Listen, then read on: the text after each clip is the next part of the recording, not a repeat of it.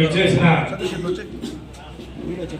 మత పెద్దలకు, అంజమన్ కమిటీ పెద్దలకు, అదేవిధంగా మైనార్టీ సోదరులకు, ఎస్డిపిఐ పార్టీ నాయకులకు పేరు పేరున మీకందరికీ నేను ధన్యవాదాలు తెలియజేస్తున్నా.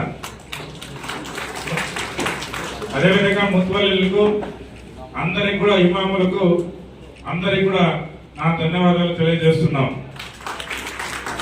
ముఖ్యంగా ఈరోజు చాలా సంతోషంగా ఉంది. ఎందుకంటే మీకందరికీ తెలుసు, గత 2 సంవత్సరాలుగా ఈ పుంగనూరు పట్టణంలో ఎన్నో అవాంఛనీయ కార్యక్రమాలన్నీ జరిగినాయి. ఎప్పుడు కూడా బయట రావాలంటే కూడా, మాట్లాడాలంటే కూడా, ఒకరికొకరు నలుగురు కూర్చొని మాట్లాడుకోవాలంటే కూడా స్వేచ్ఛ లేని పరిస్థితి ఈ పుంగనూరు పట్టణంలో ఉండింది. ఎందుకంటే అన్ని భయాందోళన కార్యక్రమాలు జరిగినాయి. మేమందరూ చూస్తా ఉండే రోజు అప్పుడు కూడా మేమందరం కూడా ఎంతో మైనార్టీ సోదరుల మీద, ఎంతో మంది చదువుకునే యువకుల మీద కూడా ఈ పట్టణంలో కేసులు పెట్టి జైలుకు పంపించిన పరిస్థితులన్నీ కూడా మీరు గమనించినారు. అప్పట్లో కూడా మీరు మైనార్టీ సోదరులు కొంతమంది నా వెనకంటే ఉన్నా కూడా ఎవరిని లెక్క చేయకుండా నన్ను ముందుకు నడిపించినారు.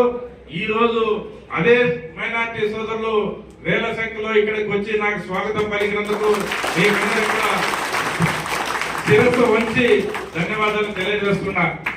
మీరు చెప్పినట్టు గత ప్రభుత్వం ఏమి మైనార్టీలకు చేసిందో మీకందరికీ కూడా బాగా తెలుసు.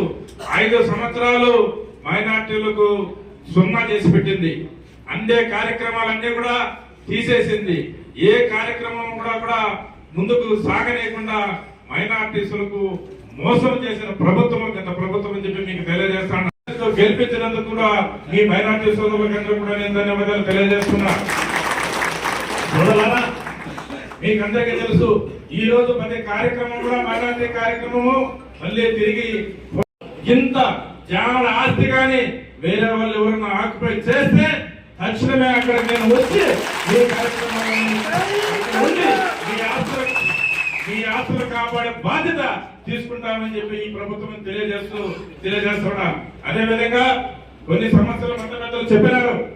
ఈ రోజు సెంటర్ లో కీలక పాత్ర పోషిస్తామని మన ముఖ్యమంత్రి గారే. వాస్తవాలకు 100% మేము ఒప్పుకుంటాం. ఈ రోజు ఏ కార్యక్రమంలో సెంటర్ లో కూడా ఈ రోజు నరేంద్ర మోడీ గారు మన ముఖ్యమంత్రి సలహా తీసుకుని ముందుకు వెళ్తా ఉన్నాడు. ఈ రోజు అదే ఒప్పుకోండి, పార్లమెంట్ లో బిల్లు పాస్ అయింది, దాన్ని వ్యతిరేకించాలని చెప్పి మన మత పెద్దలందరూ కూడా చెప్పడం జరిగింది. ఆ కార్యక్రమాన్ని కూడా ముఖ్యమంత్రి గారు ఆలోచన చేస్తున్నారు. ఎట్టి పరిస్థితుల్లో దాన్ని ముందుకు పోలేరు. దాన్ని ముఖ్యమంత్రి దృష్టికి తీసుకెళ్తాం.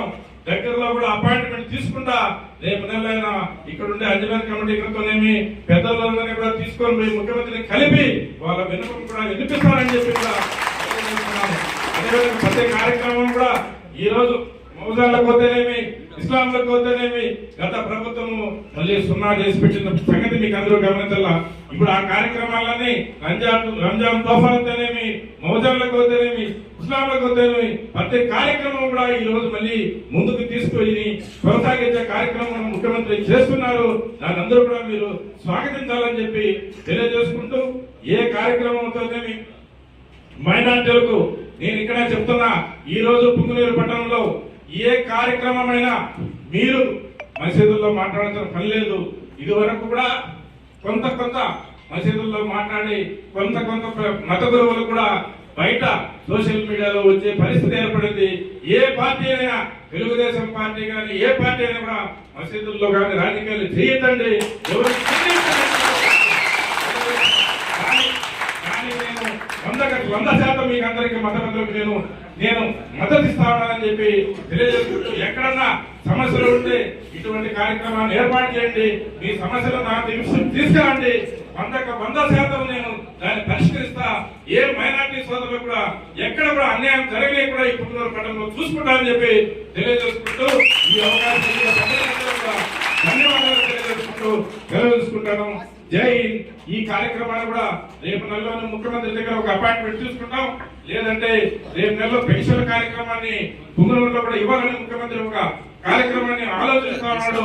ఇక్కడికి వచ్చినా సరే లేదు మనం అమరావతికి తీసుకునే కార్యక్రమాన్ని కూడా నేను చేపట్టి మీకు అందరికి కూడా అక్కడ ముఖ్యమంత్రి కల్పించే అవకాశం కల్పిస్తానని చెప్పి తెలియజేసుకుంటూ సెలవు తీసుకుంటున్నాను. జై హింద్, జై హింద్.